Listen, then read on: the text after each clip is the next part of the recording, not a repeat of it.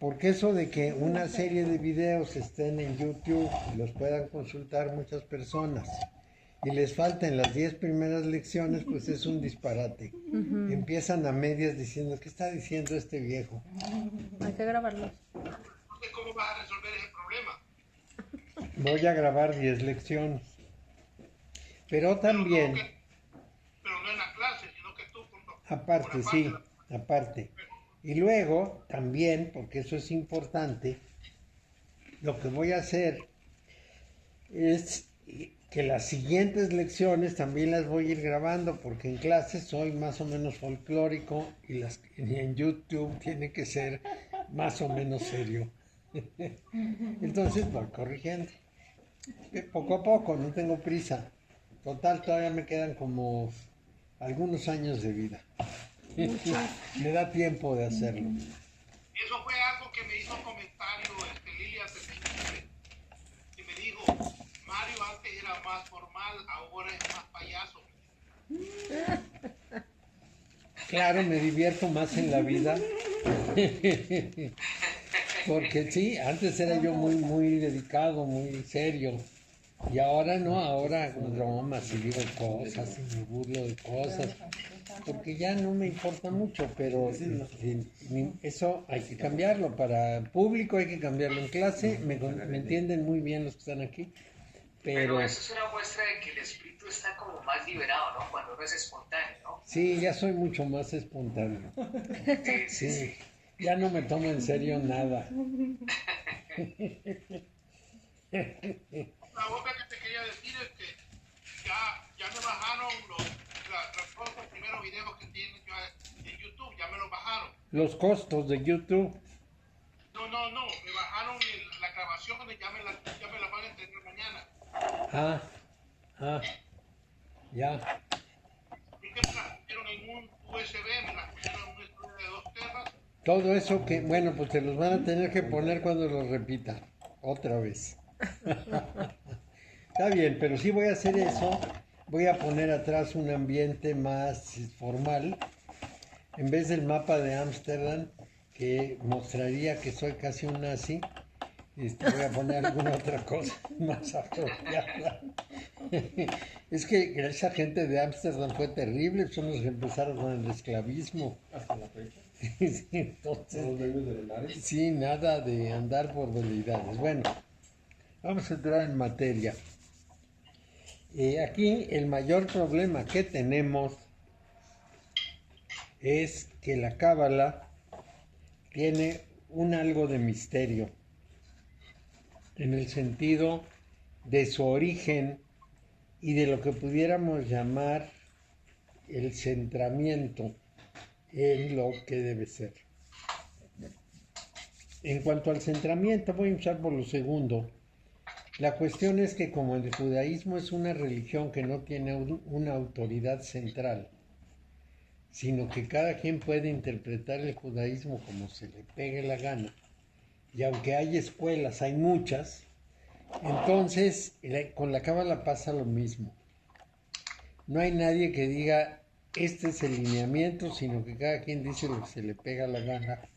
Entonces uno tiene que andarse moviendo de un lado al otro. ¿Y por qué? Bueno, porque no pertenecemos a ninguna de las líneas del judaísmo. Entonces no tenemos ni la necesidad ni la obligación de sostener los puntos de vista de uno o de otro, sino pensar en cómo la aprovechamos. Eso es en cuanto a judíos.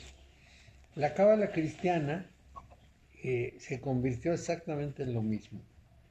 Es decir, los distintos grupos cristianos herméticos, cada uno tomó la cábala, porque todos la tomaron, pero cada uno la usó como quiso. Y eso nos mete en ciertos problemas. Entonces, lo que tenemos que tener es un pensamiento central, una idea eje, y sobre esa idea eje ya podemos hacer una interpretación congruente. Yo creo que hace mucha falta una cosa de ese género. Entonces hay que trabajarlo. Tenemos el problema, y esto es un problema de veras serio de la proliferación de estudios. Por todos lados, todo el mundo se da como experto de Cábala. Y en vez de tener la humildad de presentar los puntos de vista, lo que intenta es imponer su posición. Y eso no está bien. Pero bueno, tenemos que aceptarlo. Entonces, la historia de la Cábala, lo habíamos visto, es una historia llena de altibajos a lo largo de una gran cantidad de siglos, con persecuciones incluidas. Dan Brown no la conoce, pero haría otro código Da Vinci si supiera todas las veleidades y todas las historias que ha pasado la Cábala.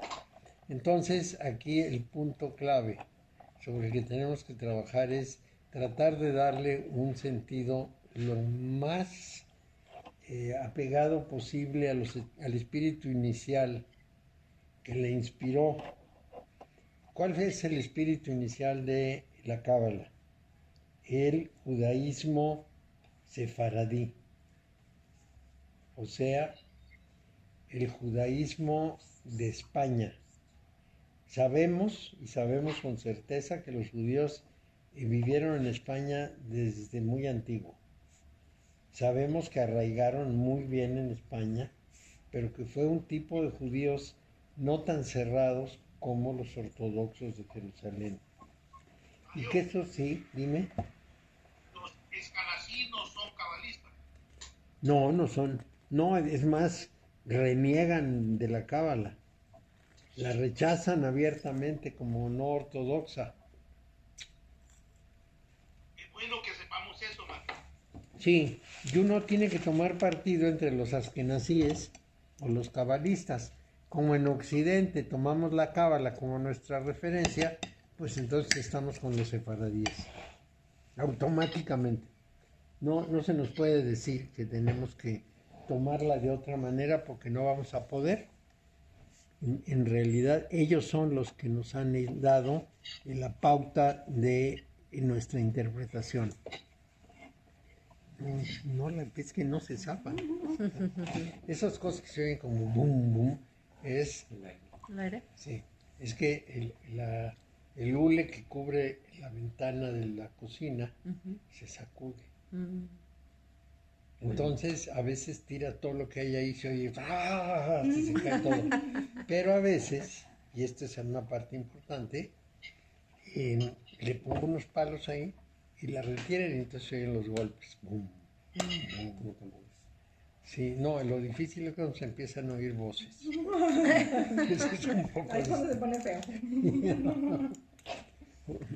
Porque este edificio debería ser el Palacio de Bellas Artes en vez de ser este edificio. Habla la señora de hasta abajo y luego hasta arriba. Y ellos me oyen a mí. Tiene buen recorrido acústico. Por el pozo de luz y por la escalera. Se escucha. Mario, entonces por eso tú mencionas casi a todos estos señores como León, ¿cuál es el otro? Había, ¿cómo es? Todos los que Abulafia, Cordovero, todos ellos latinos, no son Chiquitillo. no son judíos, y todos ellos interpretan la Cábala porque son latinos, Mario. Sí, son ladinos. Son los judíos sefaradíes. Y la interpretan y la interpretaron y hay muchos tratados y hay muchos estudios. Es muy interesante, pero muy interesante esa historia de cómo se va constituyendo un pensamiento y cómo va creciendo e impresionando a otros y rebotando por todas partes y tomando los colores de los lugares donde rebota. Bueno, entonces, en realidad todo el problema consiste en que trabajemos muy organizadamente, muy seriamente, hacia una interpretación lo más apegada posible a lo que pudiéramos llamar la teoría básica del judaísmo de una escuela grande. Si pensamos que hay dos escuelas, los askenazíes y los sefaradíes, pues nos inclinamos por uno. Los askenazíes, por supuesto, no aceptarían la cábala y verían las cosas con mucha sospecha siempre, porque son de una rigidez impresionante y lo que nos están tratando de pasar siempre es una visión de hace 2000 años, hace 2500 años, que para nosotros es una visión imposible. Lo ven de una manera muy rígida, pero además muy antigua y muy difícil. Fíjate que yo puedo comparar esto con no con Carlos Marx, sino con el marxismo derivado de Carlos Marx. Ha pasado más de siglo y medio, vamos a decir 1944 son 100 años, 160, 180 años, casi 200 años de la aparición del manifiesto del Partido Comunista. Y los marxistas siguen presentando las cosas como las presentó Marx. Entonces, Marx no se convirtió en su maestro, se convirtió en su Dios. No conocen nada de materialismo dialéctico entonces, man. Pues no, es que se quedan con Marx del 1800 y le dan vueltas y vueltas y vueltas. Eso es una religión, eso no es una doctrina política ni filosófica. Si tú aprendes con un maestro, tú aplicas su método a tu época y a tus condiciones. Pero si lo conviertes en dogma, lo conviertes en religión. Y si lo conviertes en religión, estás perdido. Porque además el marxismo-leninismo es una religión muy activa, muy misional. Trata de convertir a todo el mundo. Y eso es muy peligroso. Si no razonas, si no repites, entonces lo único que haces es pegarle a la verdad. A mí, Como dicen en español, me cago en la hostia. Sí, exactamente, como dicen los españoles. Finalmente, esa confianza que tienen con Dios se le debe caer muy bien a Dios. Debe decir, los españoles son simpáticos. Bueno, el caso es que exactamente de ese mismo corte que estos marxistas religiosos son los askenazíes. Nos quieren imponer una visión del judaísmo muy atrasada, muy atrasada, pensando que las cosas no cambian, que no evolucionan, pensando que los que dijeron hace 2000 o 2500 años algo tenían todos los elementos de juicio como para esta época y no los tenían. En realidad no es así. Incluso si pensamos en Jesús, nos encontramos, por ejemplo, que hacía el milagro de curar a alguien y le decía que no volviera a pecar. Es decir, incluso Jesús, al que le ponemos tanto respeto, creía que la enfermedad era producto del pecado. Es decir, obviamente no conocía la biología ni conocía la medicina y por lo tanto, cuando vemos la contemporánea, y por lo tanto, pues opinaba que los pecados eran los que causaban las enfermedades de las personas. Eso lo hemos cambiado, hemos aprendido otras cosas y no tenemos que tomarlo de los evangelios, sino pues nos pasaríamos diciendo que todos los que han muerto de coronavirus es porque son unos pecadores terribles. O porque son... Sí, porque tienen una connotación moral. Claro, yo imagino que llegara una persona y me dijera, se murió mi mamá, y yo le digo, ¿y qué pecados habrá cometido para haberse muerto? Pues no, ya eso ya no va. Importa cómo se lleva con su familia y eso no tiene que ver con el coronavirus. Nada. Bueno, entonces, partamos de que tenemos 3 libros fundamentales de la hermética occidental y judía. Esas sí se aplican las dos. El más antiguo es el Sefer HaYetzirah. Algunos dicen que fue escrito en el siglo VI de nuestra era. Agnus Dei, del año de Dios, o como le dicen en inglés AD, y nosotros decimos DC, Pero esto es nada más una hipótesis. No sabemos cuándo se escribió, pero sí sabemos que se escribió de una manera muy apegada a lo que pudiéramos conocer como la religión de los israelitas, no necesariamente de los judíos. Y aquí tenemos que hacer esa diferenciación, que la he hecho muchas veces, pero nunca está de más repetirla. Los hebreos eran unos semitas caravaneros que iban de un sitio al otro comprando y vendiendo. Y estos arbanos, como les decimos aquí, tenían pues sus concepciones del mundo, sus concepciones de la vida, y hebreos quiere decir que cruzan el río o que cruzan la frontera, que cruzan pues en general. Suponemos que fue el río y que el río cruzado fue el Éufrates, pero eso es o el Orontes, pero lo importante es que cruzaron, iban y venían, pasaban. Disculpa que te interrumpa, Mario. Sí. Pero necesito aclarar esto porque si no es un solo desorden. El Sefer Abair, el Sefer Azoar y el Sefer Yesirá, los tres son de los ¿cómo se llama? De los cabalistas, sí. Los cabalistas. Sí. Los escanasí no tienen nada que ver en esto. Nada que ver. Nada. Bien, Mario. Bueno, No le escucho. ¿Los qué dijo? los askenazíes Askenazí. son los de los risitos, esos de los Los sombreritos chiquitos, con los ajá. risitos, sí. Esos no tienen nada que ver con estos libros. Está bien, Mario. Bueno, entonces llamamos hebreos a los que van de un lado al otro. ¿Y a qué se llamó israelitas? Bueno, un hebreo específico que fue Abraham recibió una llamada de un nuevo Dios, porque él adoraba al Dios Luna, y recibe una llamada de un nuevo Dios que le dice: yo voy a ser tu Dios, te voy a dar una tierra y te voy a dar unos hijos. Y lo convence.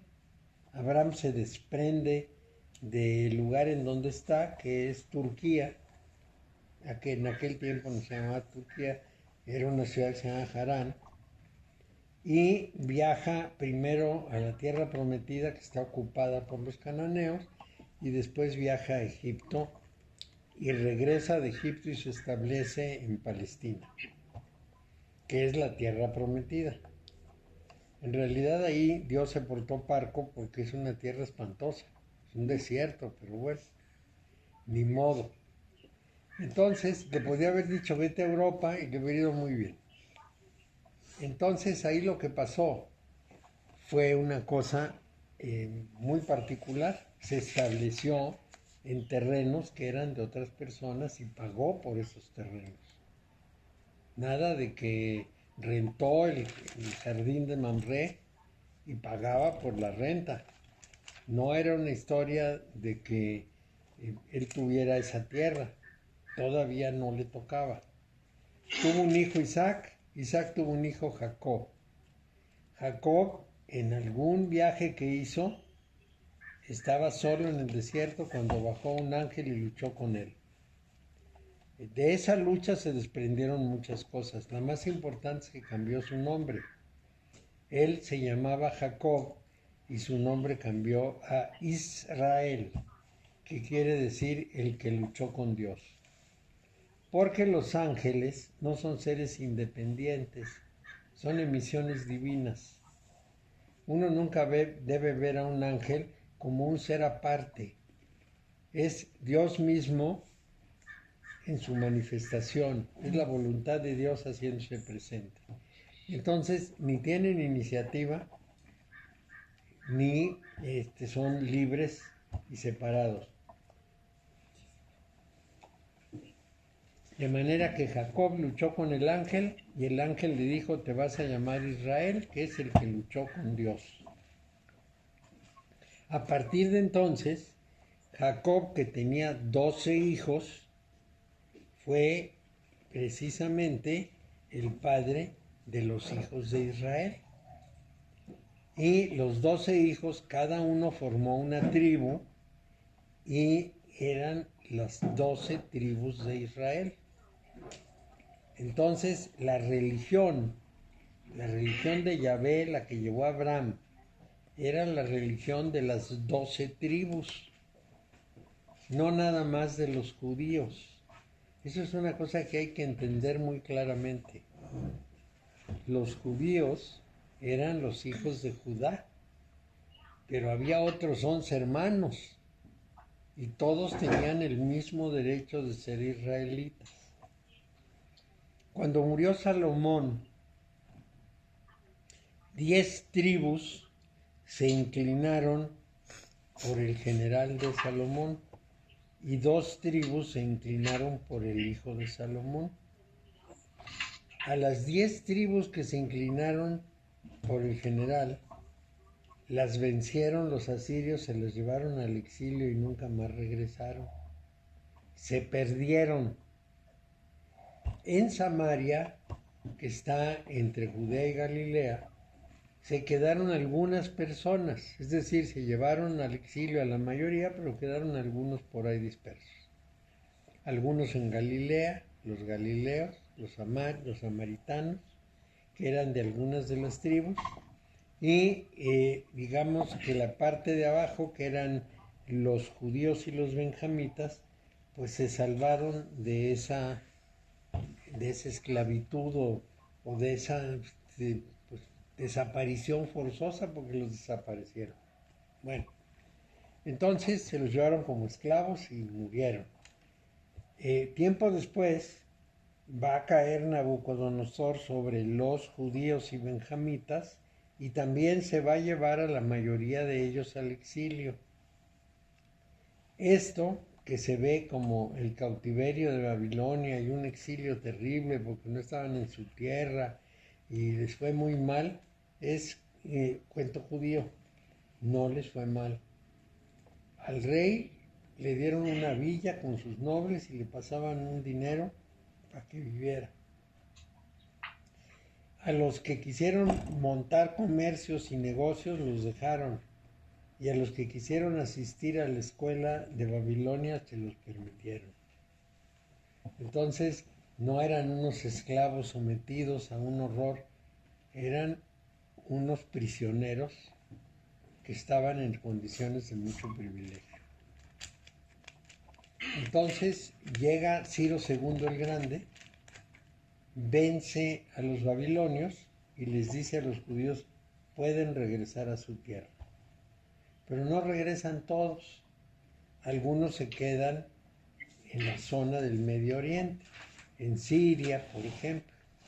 En Siria, en Irak, bueno, lo que ahora conocemos como Siria e Irak, entonces eran reinos separados y sueltos. Y se quedan ahí y ahí van a poner sinagogas para adorar a su Dios, desde Turquía, pasando por Siria, moviéndose hacia Irak y llegando al Líbano, en fin, en toda la zona del Medio Oriente. Pero estos ya nada más son de las 2 tribus, los judíos y los benjamitas, o sea, los hijos de Judá y los hijos de Benjamín, o los descendientes. La única excepción que conozco con claridad es la de los medeanos. Los medeanos fue un grupo que no era judío, sino que era de otra de las tribus, no sé de cuál. Bueno, nunca he sabido de cuál. Una pregunta. Entonces Benjamín era el hermano de José, el que lo describen como José el soñador, el que describía... Era el hermano, y Judá también. Los dos. Y José no hizo. José se quedó en Egipto y murió en Egipto muy contento porque era gran visir. A él no le pasó nada. A su gente, aunque parezca mentira, pero el faraón aceptó que era la familia de José, que les iba a dar unas tierras para que pudieran cultivar y demás. Pero pidió que estuvieran muy lejos porque olían horrible. Olían horrible, no no se se bañaban. bañaban. Sí, como a diferencia de los egipcios que Que sí tenían se bañaban. el agua del Nilo y todo eso, y ellos allá en el desierto, pues no tenían No. agua. Los judíos los bañaban al nacer y al morir. Y para de contar. Entonces, No te acerques. pues yo creo que olían un poquito mal. ¿Qué El caso es que los egipcios, el faraón dijo así, pero retiraditos. Que Pero no se ¿cómo acerquen. tomaban el agua? O sea, ¿por qué lo hacían? ¿Por qué no se bañaban? No, porque eso de ver el cuerpo, tocar el cuerpo y ver el cuerpo era un pecado. No, esas cosas no se hacían. Por ejemplo, un día entra Cam y su papá está tirado, está desnudo, borracho y tirado en el suelo.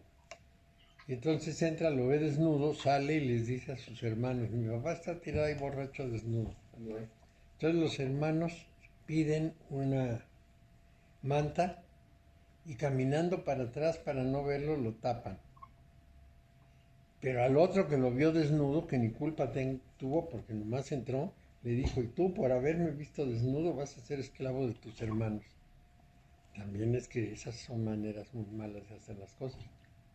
Bueno, entonces el problema está precisamente en que las 12 tribus de Israel tenían la misma religión básica, pero distintas interpretaciones de esa religión básica. No lo debemos olvidar nunca, porque los judíos han pretendido ser la única posible interpretación de la religión de Yahvé, y no es cierto. Los samaritanos tenían otra. Los samaritanos eran de las tribus de Manasés y de Efraín, y los galileos tenían otra manera de ver la religión. Finalmente, los que quedan son los judíos e imponen su visión. Pero eso no quiere decir que fuera la única. Bueno, así es que cuando hablamos de judaísmo, tenemos que tener mucho cuidado de recordar que en realidad hay una visión estrictamente judía, pero también puede haber otras 11 visiones de esa religión original que no son estrictamente judías. Y dependiendo del momento en que unas personas se separaron del grupo, su religión puede pertenecer a una tribu o a otra y no necesariamente al judaísmo. Por ejemplo, los mandeos, que se separaron antes de que hubiera todo el desastre, tienen una visión muy distinta de la religión de Yahvé. Muy, muy distinta. Oye, Mario, y no somos nosotros como derivados de lo que es la colonización española y España con la colonización judía, árabe, no somos nosotros ajenos a todo ese pensamiento y a todas esas imposiciones, porque al final de cuentas somos parte de todo ese bagaje histórico. A nosotros nos tocó una condición muy, ¿cómo lo pudiéramos decir? Muy derivada, muy secundaria. Simplemente somos los receptores, no los actores en ningún sentido, de una cantidad de interpretaciones que no son nuestras y que no tienen nada que ver con nosotros.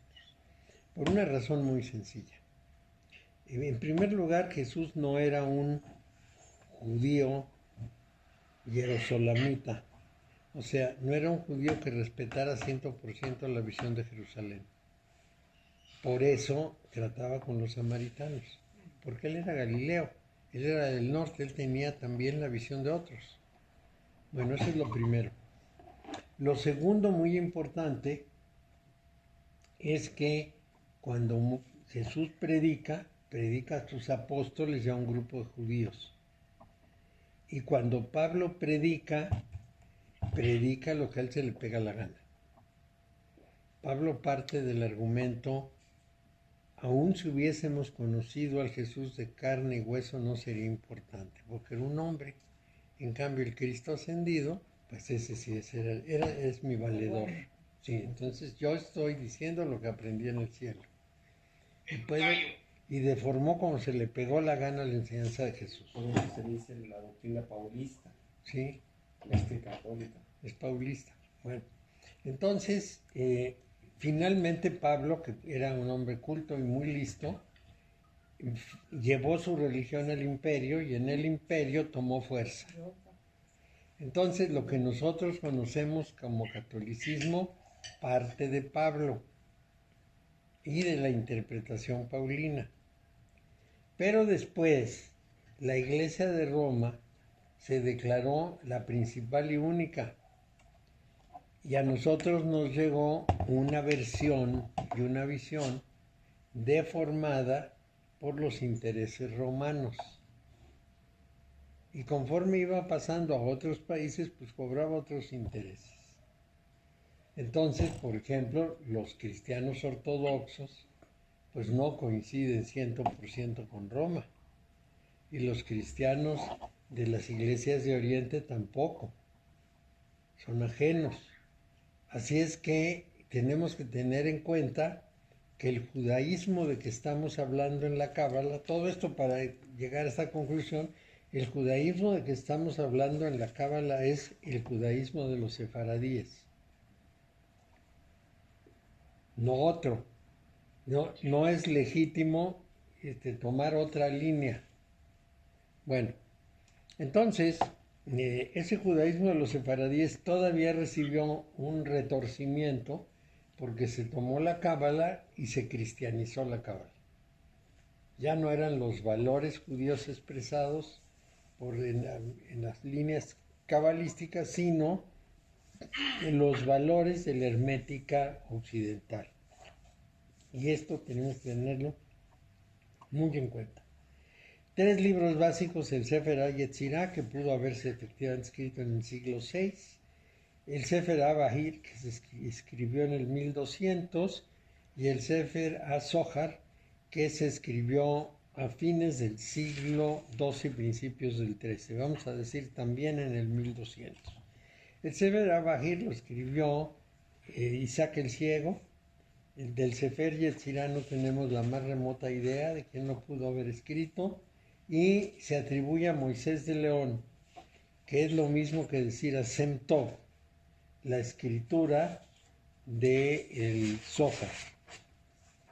No sabemos si ese Zohar es la recopilación, como él mismo dice, de una cantidad de sabiduría anterior, o en realidad es un trabajo original de Moisés de León. Bueno, entonces ese es el antecedente. Pero ¿qué es lo que nos pide esa teoría básica que llamamos la Cábala? Bueno, nos ofrece 2 acciones. La primera acción es ir ascendiendo poco a poco a través de las emanaciones divinas, que vamos a alcanzar una tras otra por los senderos, y los senderos corresponden a las letras del alfabeto hebreo o a las cartas del tarot. Para los judíos cabalistas, los senderos son letras, desde la Aleph hasta la última, que ya no sé cuál es, si es la Shin o la Tau, ya no sé. Pero, no, aquí viene en el cuadrito de la página 13.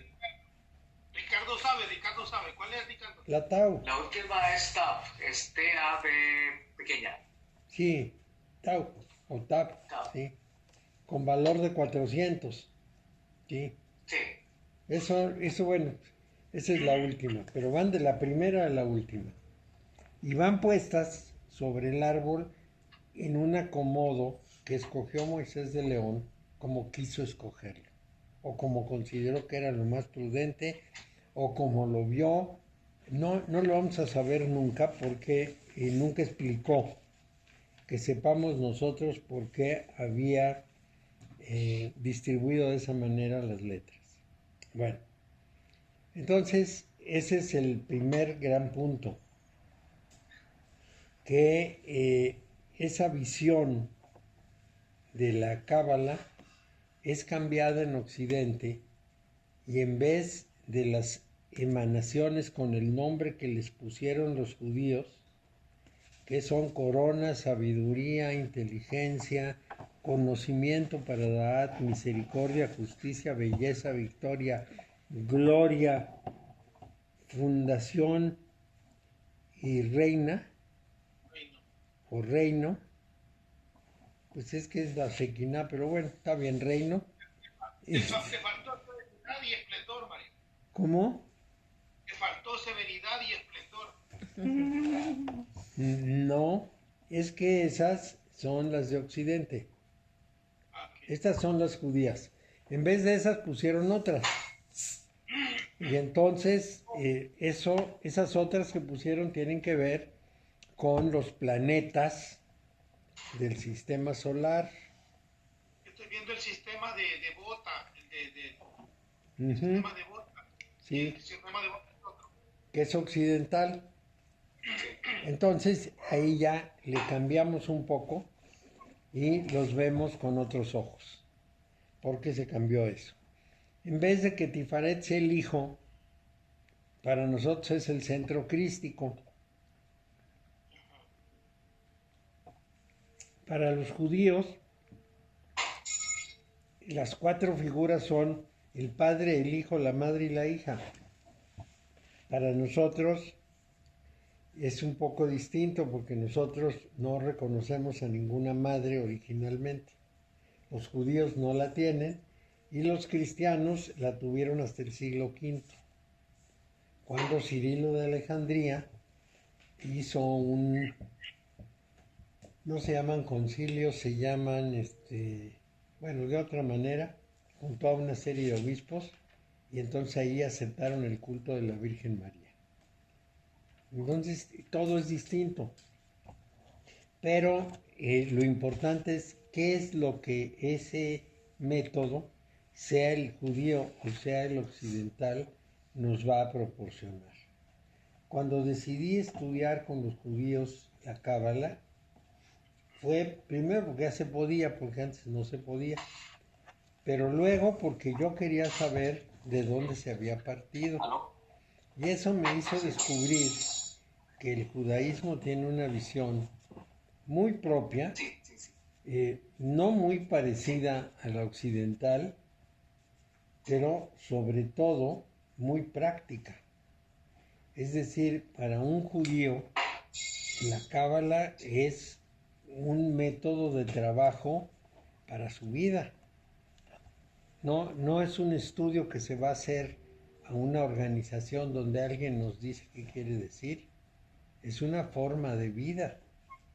Es una manera de organizar la propia persona.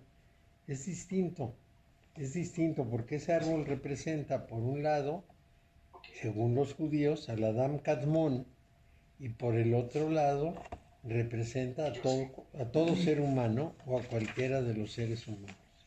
Aquí les voy a enseñar una figurita que ya conocen, pero que de todas maneras se les voy a enseñar. Son los 4 árboles de la Cábala en 4 dimensiones distintas. Esta dimensión es del arquetipo.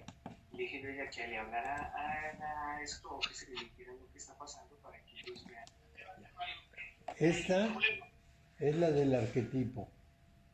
Esta es la de la creación. Esta es la de la formación y esta es la de la manifestación. Pero por encima, pues si se quiere, cubriéndolo todo, está una más, que es la del Adam Kadmon, que es el arquetipo del hombre. Es decir, la idea que tenía Dios en la cabeza cuando concibió la manifestación con seres humanos. Entonces, lo que nos está mostrando es lo que pudiéramos llamar una visión integral de lo universal. Una visión integral porque tiene desde el modelo, que es el arquetipo, pasando por la creación, la formación y la manifestación. Es decir, por etapas de concreción. Lo más abstracto, que es el espíritu puro, va concretándose hacia abajo de una manera sistemática hasta que cuaja, para decirlo de alguna manera, en la materia manifiesta. Entonces, esta visión nos lleva a una cuestión distinta entre Oriente y Occidente. En Occidente pensamos en subir un árbol. Los judíos piensan en subir los 5 árboles. No 4, los 5 con el de Adán Kadmón. Para ellos el acercamiento a Dios no es una fusión con Dios, sino es una asociación con Dios. Se asocian. Y para eso tienen que recorrer 25 escalones en cada una de las 4 árboles, lo que significa 125 escalones de ascenso. Nosotros hablamos de 10, ellos hablan de 125. Entonces, las cosas no son tan sencillas para la visión judía, o no son tan equivalentes a la visión nuestra, no es el equivalente. Vamos a decir que tienen la capacidad de transmitirnos una idea y nosotros tenemos la capacidad de adaptarla a nuestro mundo. Bueno, pero de todas maneras, la idea básica es que se hay que ascender y descender por el árbol. El problema tenemos que definirlo en términos de qué significan estas cosas. Vamos a ver los esquemas de este género. En estos esquemas nos encontramos aquí el rayo de ascenso y aquí nos encontramos 3 triángulos. Bueno, entonces ahora vamos a ver cómo se asciende por el rayo y qué significan los triángulos. Eso no los tenemos nosotros, ¿verdad, Mónica? Esto no, pero yo se los puedo mandar si quieren. Este es un texto que se llama la Cábala, que no sé ni de quién es, algún día lo copié, sí sé de quién es, creo que al final dice, ahorita les digo. A ver, aquí está la página, dice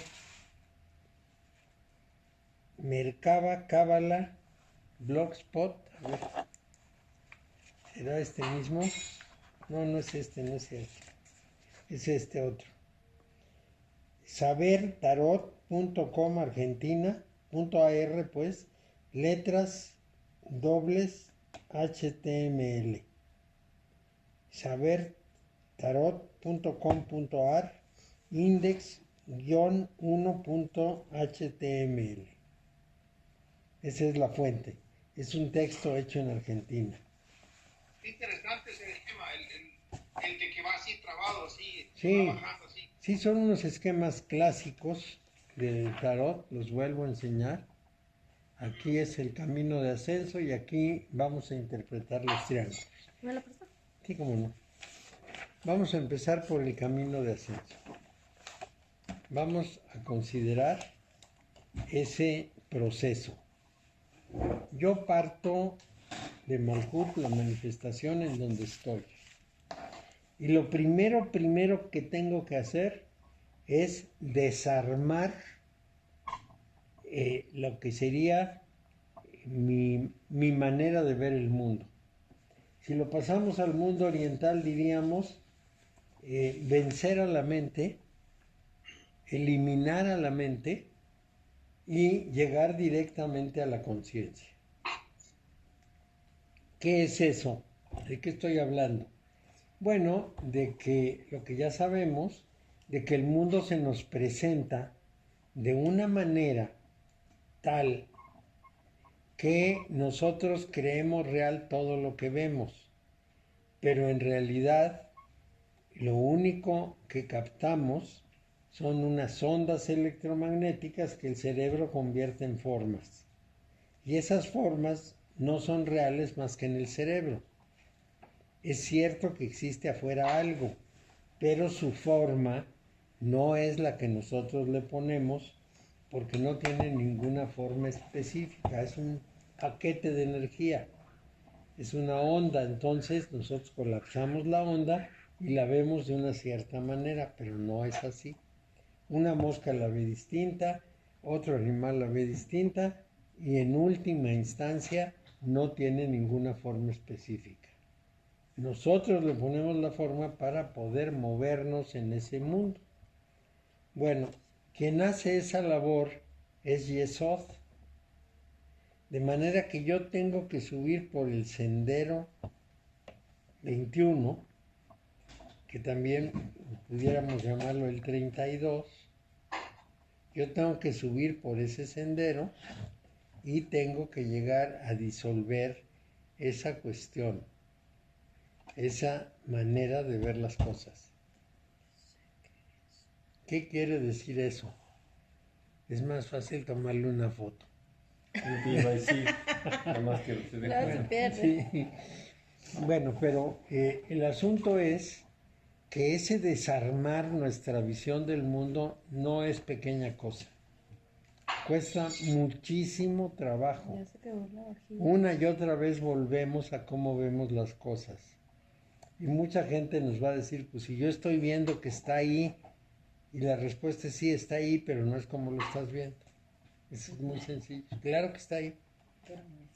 Es que mis manos me comprueban que el vaso es redondo. Ese es un aprendizaje. Porque los ojos ven redondo, pero los dedos no sienten redondo. No, es distinto. Eso es una cosa aprendida. ¿Cómo sabemos que es aprendida? Porque los niños fallan mucho en eso. Yo puedo Quiere poner decir la mano aquí que están y no aprendiendo. significa que sea redondo para mi sentido de tacto. No. Es una sensación. Tú lo interpretas, tu cerebro lo interpreta y dice es redondo, pero nada más. Bueno, porque además redondo es un concepto humano, no es un concepto de la naturaleza. Bueno, entonces subo a Yesod y desarmo mi imagen del mundo, pero no subo por cualquier sendero, subo por el sendero 21. Entonces, ahorita van a empezar a ver la relación con el tarot. Yo tomo mi carta 21, que es el mundo, y me digo, si este es el camino para unir los 12 Sefirot, ¿cómo lo tengo que interpretar? Si se llama el mundo es porque es el mundo, porque es la manifestación.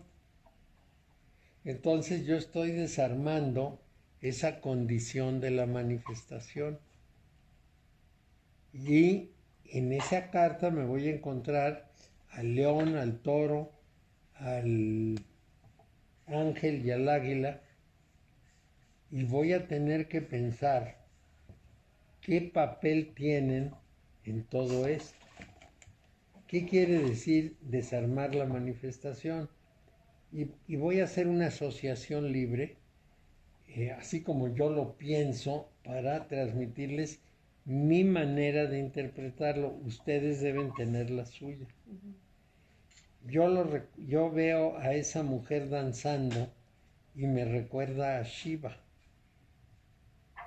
Shiva es el dios del hinduismo al que le toca la parte de desarmar lo armado. Es decir, Vishnu crea y Shiva destruye. Esto hay que verlo sin un concepto moral. Para construir una casa nueva, pues tengo que tirar la vieja. Para poder tener un terreno para construir, pues tengo que quitarle piedras y tirar lo que hay ahí y emparejarlo. Entonces, esa labor de Shiva es muy importante. Si es así, yo me doy cuenta precisamente de que el mundo es un proceso de creación y destrucción continuo, en el cual hay vida y luego muerte, y luego vida y luego muerte y ausencia y demás. Debo entender que esta carta 21, me transmite una serie de ideas con las que yo debo trabajar mi esfuerzo por desarmar mi falsa visión del mundo. Si ya logré deshacer mi falsa visión del mundo, el siguiente paso que tengo que dar es hacia Jod, o sea, hacia acá. Ya subí, ahora tengo que dar vuelta para acá. Pero al subir a Jod, ¿a dónde estoy subiendo? Estoy subiendo a la ley y al pensamiento. Entonces estoy subiendo a una que pudiéramos llamar fortaleza humana. Tanto las leyes que nosotros imponemos como el pensamiento que es propio de nosotros. No conocemos ningún otro ser que piense en nuestro planeta. Esas dos cosas son mi primer encuentro. Ahí me doy cuenta que toda la obra de la humanidad es una especie de invento de un mundo. A la naturaleza completamente libre le puse límites y sobre todo le puse interpretaciones. Y aquí es donde me gustaría subrayar un poco las cosas. ¿Qué quiere decir que le haya puesto interpretaciones? Quiere decir que de una manera consciente, a medias consciente pero consciente, el ser humano empezó a inventar realidades que no estaban en el orden natural. De todo tipo, algunas meramente verbales y simbólicas como ideas, y otras físicas. Por ejemplo, en la naturaleza nadie se pone un suéter, más que nosotros. Es un invento. Los animales buscan una cueva o hacen un hoyo en la tierra y se meten a ellas en una madriguera. Nosotros construimos casas. Es un invento. En la naturaleza no hay la suma de conceptos que nosotros usamos cotidianamente. Vamos a decir, no hay más ley que la ley natural. No hay más sentimientos que la biología, etcétera, etcétera. Todos son construcciones. Si yo en este momento volteo alrededor de mí, lo único que me encuentro son cosas hechas por el ser humano. Y alguien me puede decir, pero esa plantita es natural, sí, pero en una maceta. No la tengo en la tierra como nacen las plantitas, sino que la disciplino y la meto en una maceta. Entonces, en última instancia, es una construcción humana. Yo estoy viviendo en un mundo humano, construido con la palabra, con el pensamiento y con mis leyes. Entonces, lo tengo que desmoronar. Lo tengo que quitar de enfrente para encontrar quién soy verdaderamente. Porque eso que me dicen las palabras y los símbolos humanos es una construcción posterior. ¿Qué quiero decir con esto? Es que esto hay que ir despacito, despacito, pero es importante eso. Es una construcción porque a mí me enseñan a ser humano desde el momento en que nazco. Si los niños que se pierden en el bosque y se encuentran 12 años después son unos animales, es porque nadie les enseñó a ser humanos. Esa es la naturaleza del Homo sapiens, es esa. Ese niño va a andar en 4 pies, va a comerse todo lo que encuentra por ahí que puede pescar, va a trepar árboles, va a andar desnudo, no va a usar palabras, no va a tener un pensamiento organizado. Es un animal, el animal humano. Ese es el natural. Nosotros formamos al otro. Cuando nacen los niños les empezamos a decir qué deben pensar, qué deben ver, cómo lo deben ver, qué deben hacer, cómo deben usar los objetos, cómo deben vivir en ese mundo construido por nosotros, que ya no es el hábitat, y generamos algo muy particular que llamamos ser humano. Y ese ser humano generado tiene un sesgo, el sesgo de por dónde se escogió formarlo. A veces cuando nos comparamos con individuos de otra cultura descubrimos que somos distintos, porque hubo dos maneras de ver algo, pero en general nos podemos entender por qué hubo bastante uniformidad en esa transmisión. Yo entiendo el mundo en que vivimos porque me enseñaron a entenderlo. Si me hubieran dejado en el bosque y yo hubiera sobrevivido, sería un animal Homo sapiens y no entendería para nada este mundo. Bueno, para traducirlo, es una construcción, es un constructo. Y ese constructo me conduce en un cierto sentido. Tiene un sesgo, tiene una deformación. Podría haber 15 constructos distintos, pero se eligió este. Entonces, los 15 serán sesgos y deformaciones, y esta es una de ellas.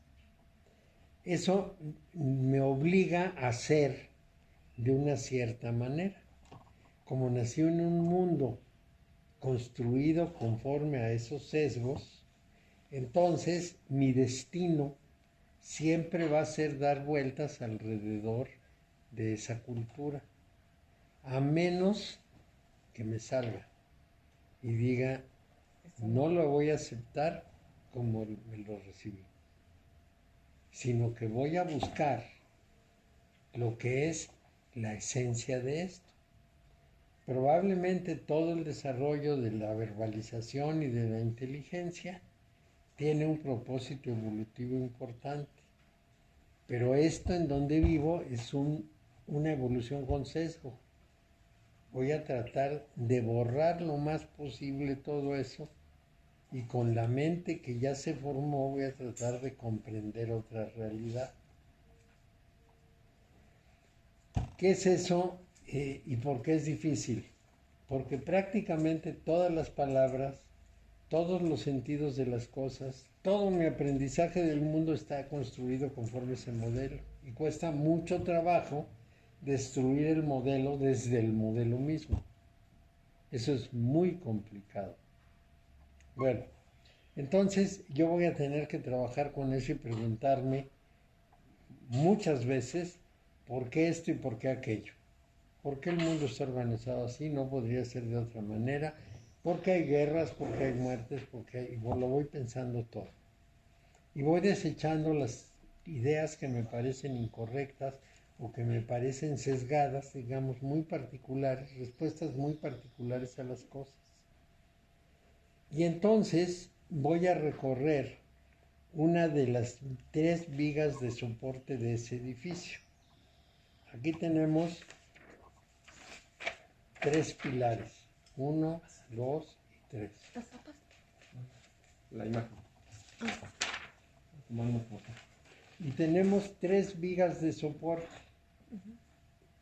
Entonces pasamos del pilar central al pilar, y les voy a decir de dónde, de la derecha, porque la cábala siempre tiene que verse como si uno la trajera puesta.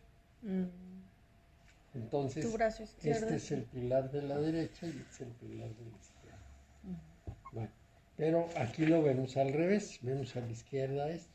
Muy bien. Entonces, pasé de un pilar al otro, pero ahora voy a recorrer una de las vigas de soporte. ¿Y qué es esta viga de soporte? Es el paso de la vida artificial de Hod a la vida en la naturaleza de Netzach. Porque Netzach es la naturaleza feraz, tal como es originalmente. Entonces yo voy a tener que aprender quién soy como animal, cuáles son mis impulsos básicos. Si lo quieren decir de una manera elegante, ¿cuál es mi biología? ¿Qué es lo que la biología me dice de mí mismo? Les voy a dar solo un par de elementos.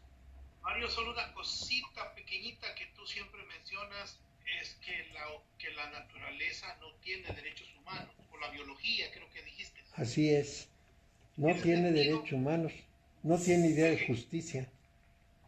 En ese sentido, ¿cómo se aplica? Porque esto es humano, pero estamos hablando de naturaleza allí, ¿verdad? De naturaleza. Es más, ¿por qué lo hago? ¿Por qué te hago ese paso? Porque yo quiero saber de dónde partimos Netza, ¿no? nosotros, Netzach. Netza, ¿sí va? Netzach es este de aquí abajo. Netza, ajá. Bueno, entonces, ¿qué es lo que yo estoy tratando de averiguar? ¿De dónde salió todo? Y yo armé un mundo en Hod. Pero tengo que regresar al hábitat y saber qué clase de bicho soy. Tengo que reunirme con la naturaleza y encontrarme con ella. Tengo que conocerla en mí mismo. Entonces, aunque tengo una memoria personal, una memoria egoica, también tengo una memoria natural que mi cuerpo expresa en sus funciones, pero que también está en mi mente. Yo tengo conmigo una memoria neurogenética y un ser atávico que va conmigo. ¿Quién es ese? Yo debo descubrirlo. Y la viga para nosotros es la carta 16. Es la carta del derrumbe de la torre. Que esto es muy importante, porque es el fin de la dualidad. En el momento en que reviso el lado de Hod y reviso el lado de Netzach, yo tengo que hacer una síntesis. Es la solución de los binarios. Los números van relacionados con Sí, con las esferas. Sí, Yo las iba a acomodar así como... ahí están los números. Ahí pueden verlos y entonces se dan cuenta qué carta corresponde, por dónde me estoy moviendo. Bueno, entonces, Mario. sí, Mario, dijiste que Hod era la naturaleza, no era la ley, ¿verdad? la ley, el orden humano, el pensamiento, Exacto, sería la naturaleza. la naturaleza feraz, la naturaleza en toda su fuerza. ¿Cómo hayas el balance entre estos dos? O sea, la solución entre lo que es severidad de leyes de hombre y naturaleza feraz. Eso es lo que hace la viga, los une, los convierte en uno. Entonces yo debo comprender mis dos realidades, mi memoria personal y mi memoria de la especie Homo sapiens. Es que Y está las complicado dos porque- debo conciliarlas. No, Y de hecho estamos unidos, pero estamos unidos de una manera inconsciente. Y yo estoy resolviendo el binario, estoy resolviendo la contradicción.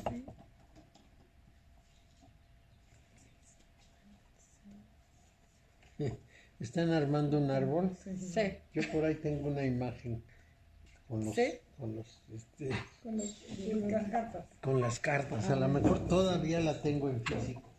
Sí. La tengo también en papel, No. de impresión, pero no sé. Pero luego como que lo haces y lo Ahí practicas. está. 7. Ajá. Ricardo, Luego 8. Usted está, mira, ¿sí lo ves? 8 aquí. sí, aquí la tengo. Esta cruza. Porque esta sigue siendo la 2 hasta Es el aquí. mismo. Ese es el Y de bota. luego la 9 cruza. Este libro 10.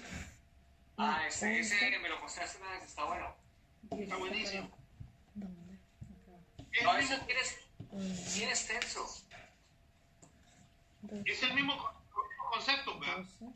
Sí, pero es súper extenso esto 13. de la cábala y las combinaciones con las cartas. No, no la encontré. 14 aquí. Encontré la judía. 15 aquí. Olama Silut, Olama Brial. Pero no tiene nada que ver. Esta es la judía. Ok. Pero la de las cartitas la tengo en la computadora. No, hojita. Bueno, aquí ¿Este qué es? 10. 15. todo el punto 16 aquí. Están tratando de armar con las cartas un arbolito de la cábala. Este es la 17, sí, 17, 18, 18, 18 acá, 19, 19 aquí, 20 baja abajo. y la 21. Sería bueno si pudieran conseguir este libro, está muy bueno, lo de la clase. ¿Aló, aló?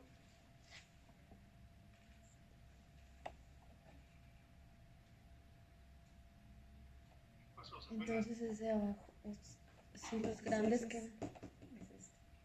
En Pero vez- ¿por qué si vas ascendiendo en el tarot? Por ejemplo, se supone que nosotros somos este, Ujú.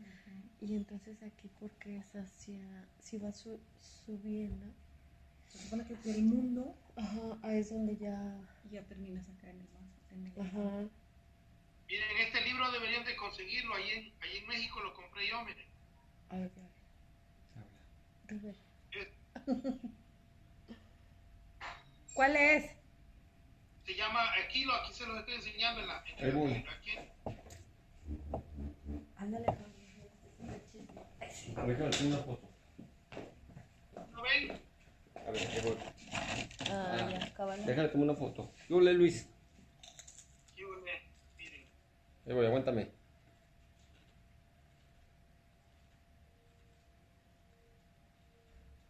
Alcance de todo.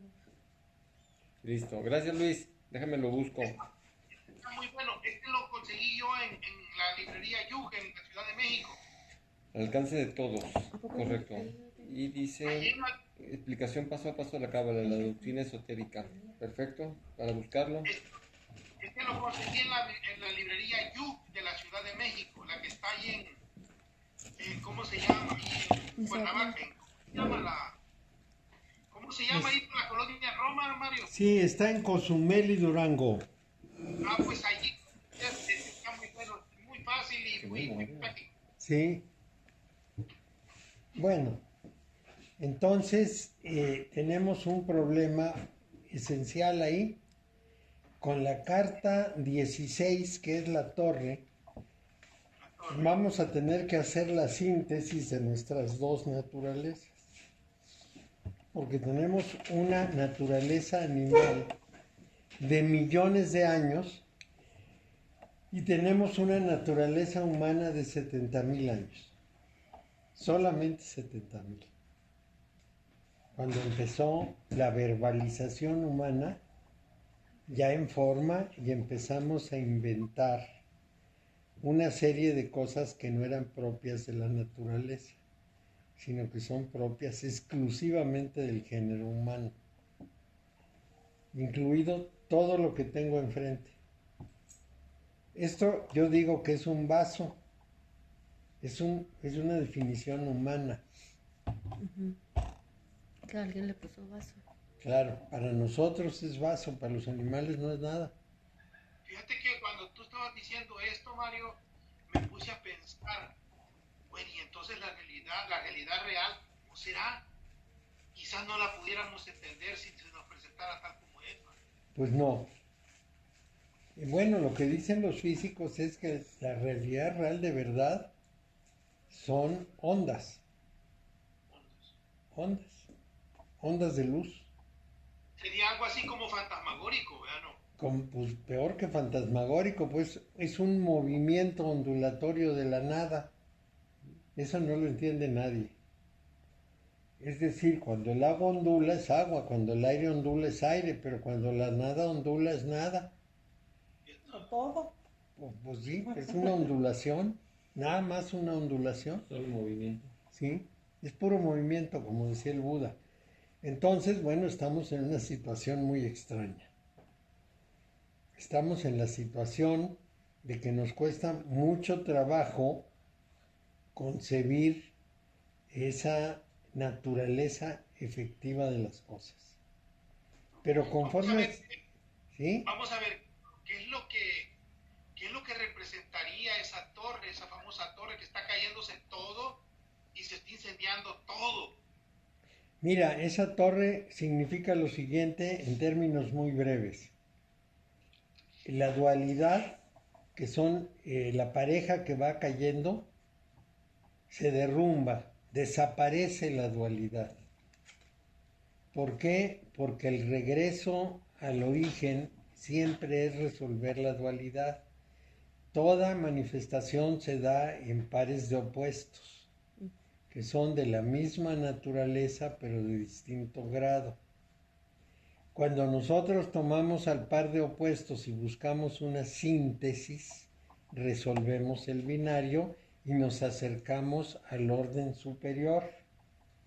Ahí la síntesis es el derrumbe de la dualidad. Ya no va a haber dos formas de realidad, espíritu-materia, por ejemplo, y ese derrumbe tiene como elemento decisivo un rayo que cae sobre la torre, que es interpretado como un acto de gracia de la divinidad, que le revela al que está en ese esfuerzo la solución del binario. Es un acto de revelación que termina con la dualidad. Se acabó la dualidad. Eso es muy importante. Es Como el pensar lo bueno y lo malo. como un regalo. ¿Sí? Es como un regalo. ¿Sí? Pero finalmente lo que regala es su rayo. Pero el esfuerzo para comprender ese rayo es nuestro. Es decir, nos regala el rayo, pero no la interpretación. Nos regala la capacidad de verlo, pero no el acto de haberlo descubierto. Ahí lo tenemos. Un rayo que pega en la torre y que se derrumba la dualidad. Es decir, los que eran dos se tienen que convertir en uno y se van a convertir en la carta 19. Bueno, la carta 19 es la del sol. Es donde finalmente vamos a encontrar la solución. ¿Por qué esa carta del sol está abajo y no está en la viga? Bueno, porque en el camino de descenso, en la viga se da el fenómeno de la iluminación y para descender a la manifestación se unen las dos cosas y ya nacen una sola. No están divididas, están integradas en las personas. ¿Se unen las dos para qué, perdón? Se unen porque en esa síntesis de unión se resuelve o se soluciona la contradicción. Es decir, si somos espíritu y materia, lo somos en un solo cuerpo y en una sola realidad. Durante mucho tiempo el ser humano pensó que por un lado era materia, una materia tonta que no tenía capacidad de nada más que de tener fuerza, y un espíritu que le daba su motilidad y que le daba su sentido y que le daba su impulso. Eso es lo que pensaban hace 400 años. Y antes también. Ahora no, ahora sabemos que prácticamente todo lo que podemos hacer sale de una serie de interconexiones cerebrales. Ya no necesitamos el alma como explicación, pero somos una síntesis de la condición material y de todo ese producto que ya no es físico, porque finalmente mis ideas no son un pedacito de algo que está guardado en mi cabeza. Mis ideas son una interconexión eléctrica entre neuronas. Es un mundo fantasmagórico, no es un mundo físico, pero en mí se sintetizan las dos cosas. Que esto es muy importante. Incluso en algunos animales podríamos encontrar un asomo de pensamiento en que pasa lo mismo, se sintetiza una cosa con la otra, pero en realidad nosotros, en el orden natural que conocemos, somos el tope de esa de ese desarrollo o de esa evolución.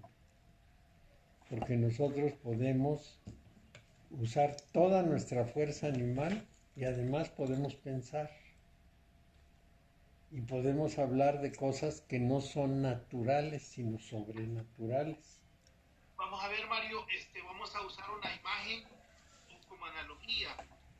Tenemos estas dos cosas que acabas de mencionar como una foto. Aquí tienes el positivo, aquí tienes el negativo. El resultado de esos ambos, de esas dos cosas, es la fotografía. Así es. La fotografía.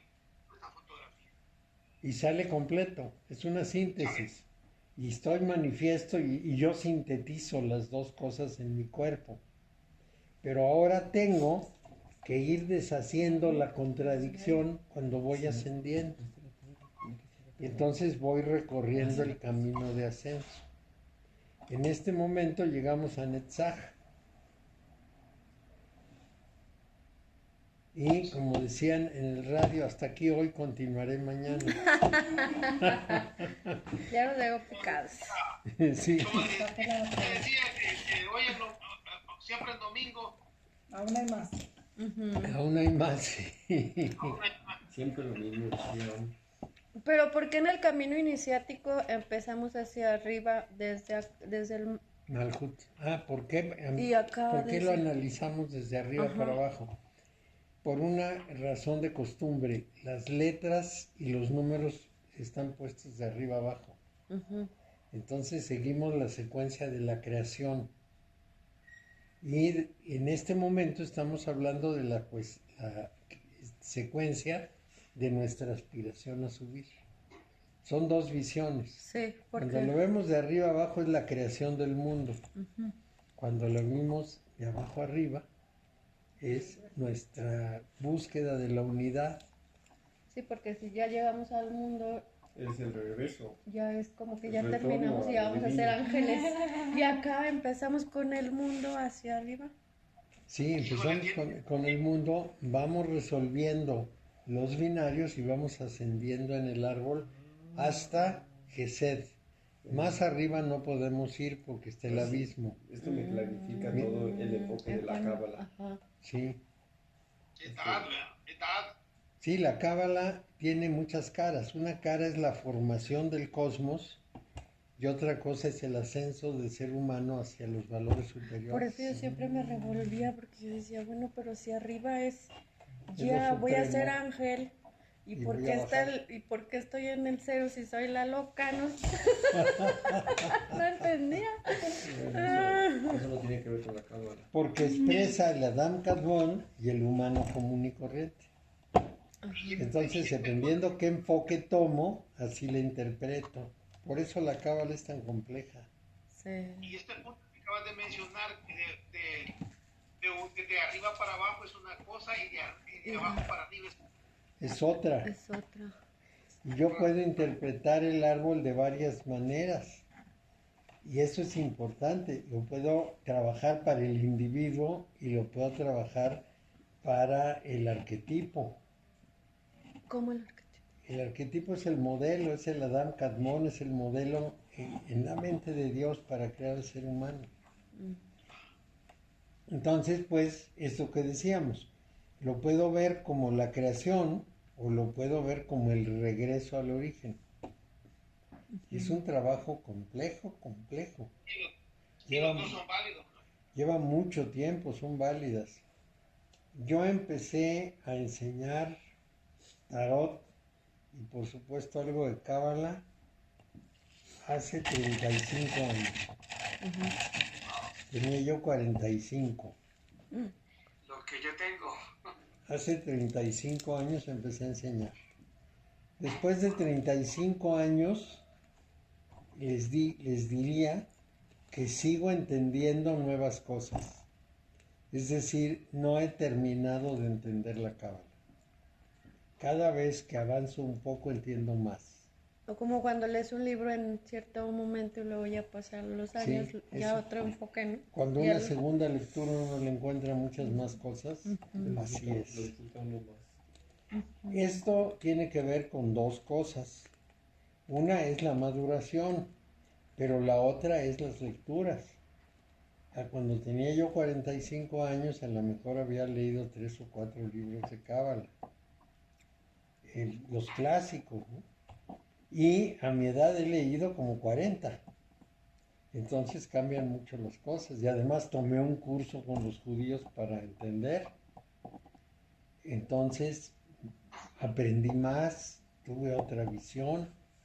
Y todo eso, bueno, pues es la evolución de las ideas y del conocimiento. No hay de otra. Mario, algo que se me fue, que te lo iba a preguntar, pero lo dejé para por último. Cuando viste la reseña del pueblo hebreo, del pueblo judío, del pueblo israelita, como le quieras poner, Sí. los palestinos, ¿qué papel juegan en ese desmadre? Mario? Los palestinos eran los habitantes originales de ese lugar. ¿Estos son árabes o son judíos? ¿Qué chingados son estos? Bueno, pues son semitas, son como árabes. Y los judíos son también semitas y también son como árabes. Nada más que pueden ser mezclas distintas. Palestina estaba habitada desde hace muchísimo tiempo por los cananeos. Esos cananeos tenían ramas, por ejemplo, los fenicios son una rama de los cananeos y eran sumamente importantes en aquella época. Cuando Jesús viaja a Tiro y Sidón, viaja a tierra que fue Fenicia. Y esto es importantísimo porque tienen otros cultos y tienen otras visiones. Bueno, entonces esos cananeos que están ahí ven llegar a Abraham como un extranjero y Abraham les renta un jardín. Y ven a Isaac y ven a Jacob y son extranjeros que llegaron a sentarse en Palestina. Pero llegaron con la idea de que esa era su tierra prometida y que a todo el que no fuera del culto de Yahvé había que expulsarlo. Entonces llegaron, se asentaron, en una hambruna se fueron a Egipto, de Egipto regresaron y un buen día se les ocurrió que era su tierra y se metieron. Al principio muy pacíficamente, como que se fueron acomodando y poco a poco empezaron a combatir contra los habitantes de ese lugar y expulsarlos. Bueno, entonces se quedan puros judíos, no puros judíos, puros israelitas en la zona. Viene el problema del ataque asirio que se lleva a las 10 tribus y entonces un grupo de los antiguos habitantes regresa al lugar. Después se llevan a los judíos al exilio a Babilonia y otro grupo regresa al lugar. Los judíos vuelven y se pelean con esos y los vuelven a expulsar. Pasan unos tiempos, pasan 500 años y entonces llegan los romanos. O más de 500 años y llegan los romanos. Entonces, otra vez los judíos sienten que unos extranjeros están en su tierra. Pelean contra los romanos, pero los romanos son más fuertes y los derrotan y los expulsan. Entonces los judíos empiezan a vagar por todo el mundo, sobre todo por el mundo occidental. Van a ser otra vez híbridos, van a ser otra vez viajeros. Bueno, pero un buen día los europeos deciden colonizar el mundo y por supuesto colonizan Egipto, Palestina y esos lugares. Vienen las guerras mundiales y los países de Occidente comprenden la importancia de meter una cuña entre los países árabes. Y entonces, como Palestina es un protectorado inglés, Inglaterra hace un huequito, empuja a la gente que está habitando ahí y mete a los judíos de regreso. Los judíos se resignan al pedacito, pero cuando los árabes los atacan en la guerra de los 6 días, apoyados por los egipcios, el famoso general Moshe Dayan, el del ojo tuerto, se lanza contra ellos y les pone una felpa espantosa. Y entonces se apropia de Gaza y de las alturas del Golán. Expande el país de Israel. Y entonces los palestinos se ofenden más todavía, porque dicen, esta era nuestra tierra desde el principio.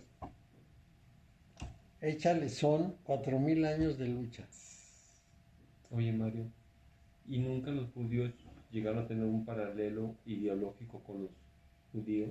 Nunca de los nunca. Con los judíos, no, con los Los palestinos. palestinos y los judíos. No, no. Que llegan los palestinos, mira, como que en un momento nos juntamos, ya ves que, bueno, lo que los musulmanes es una derivación de las tribus judías. No, porque los judíos dicen, y lo dicen muy claramente, que esa es su tierra prometida y que el mandato divino es que no debe haber ningún otro pueblo ahí.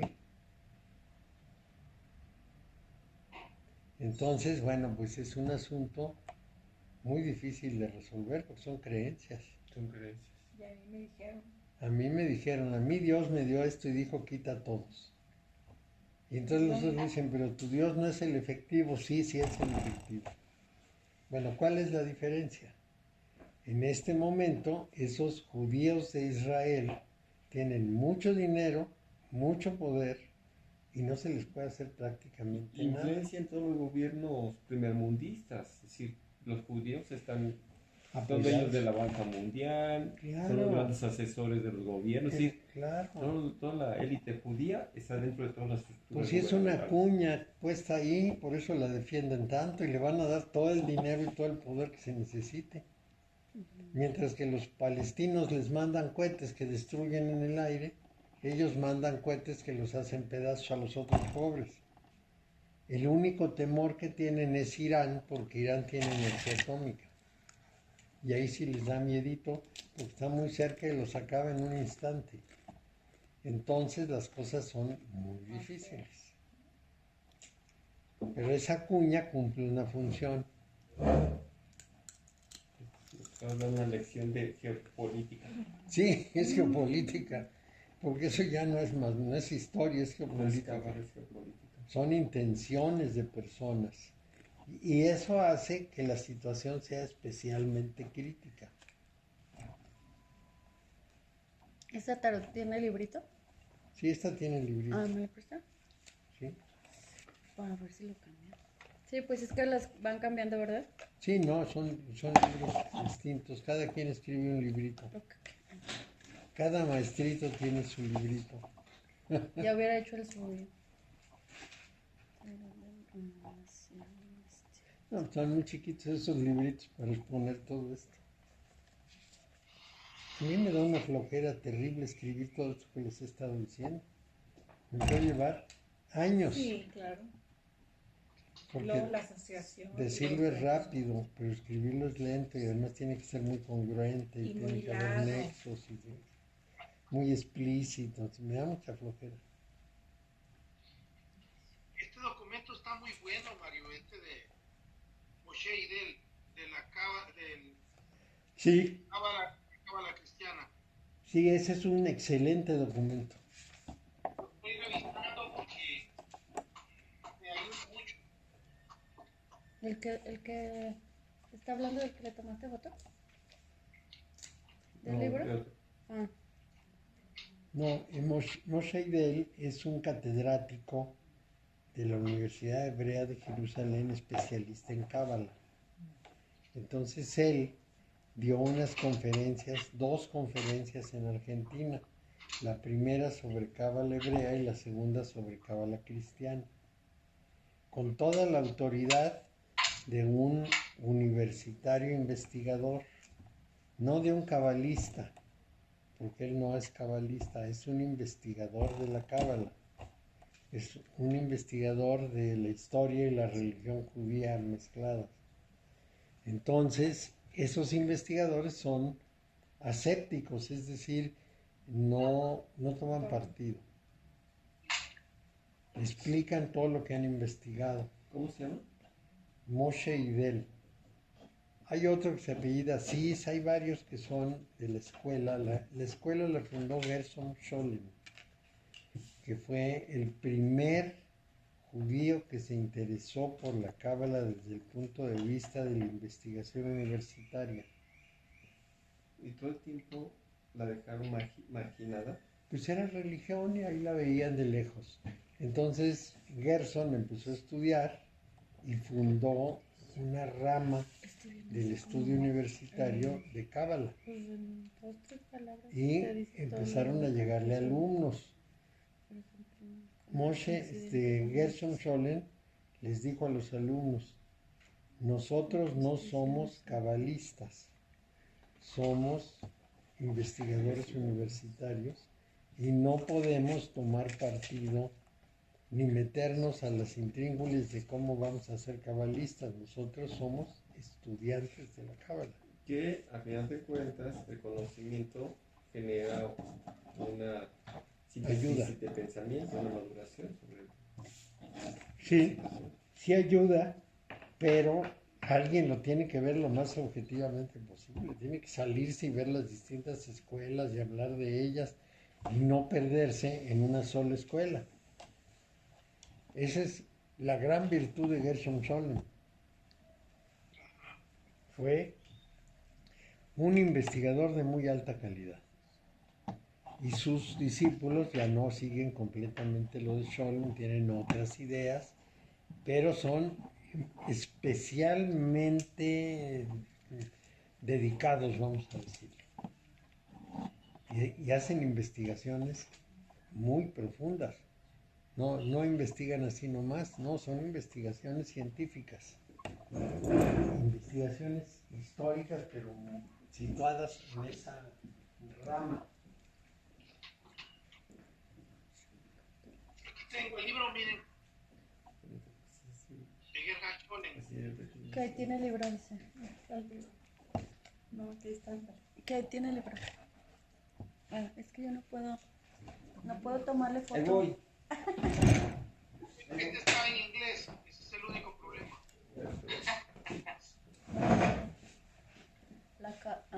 Ya. Y ese Aguántame. Se escribe diferente. Bueno, ahora sí. Levántale tantito para ver el autor. Ahora sí, ahí mero. Listo, mi estimado. Gracias. Este se lo voy a llevar cuando vaya a León. ¿Cuándo vienes?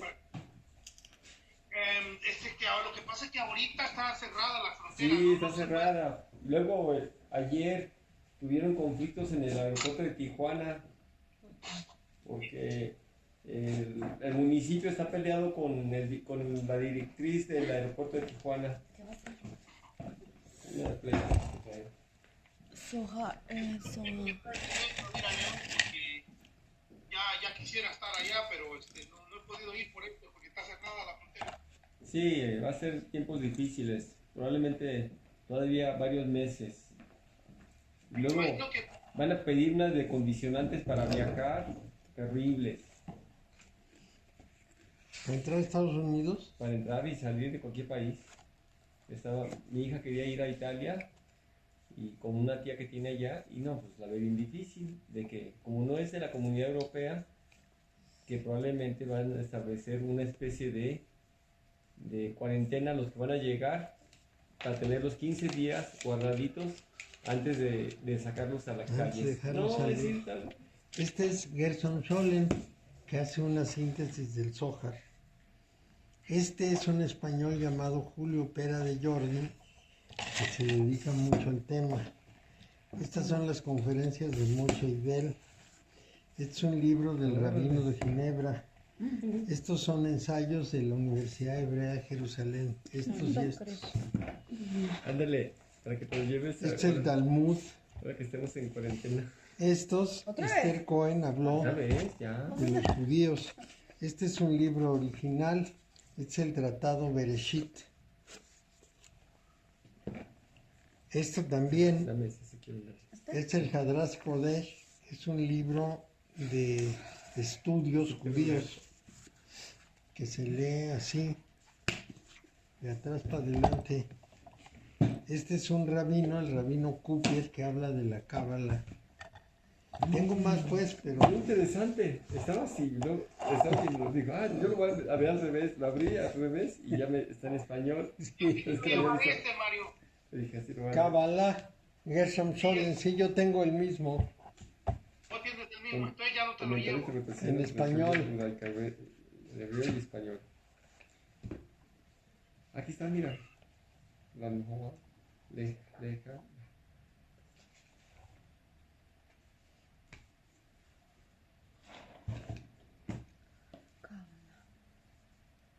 Ahora, leerse esto lleva tiempo. Uy, sí. La verdad lleva tiempo. Sí, sí, sí. Cuídate de no buscar cosas que son demasiado duras para ti y cuídate de no buscar aquellos que esté oculto para ti.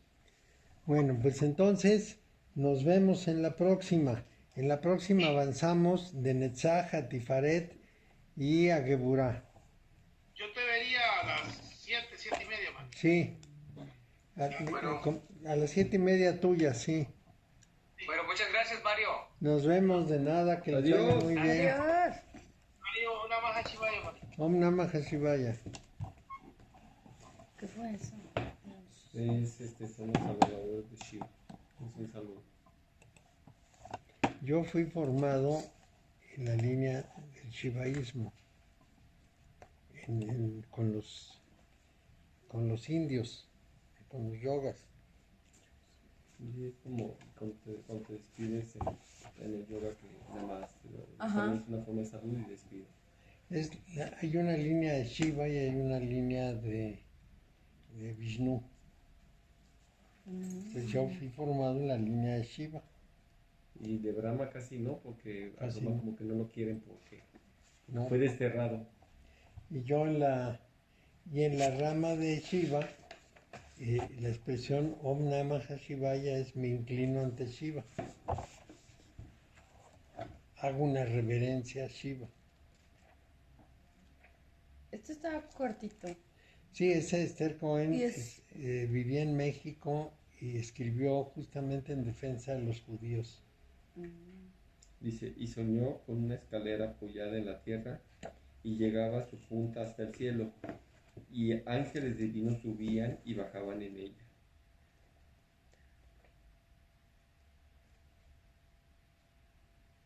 Ese es el tratado Bereshit, y hay un tratado que se llama Merkaba, La mercaba. la del carro celeste.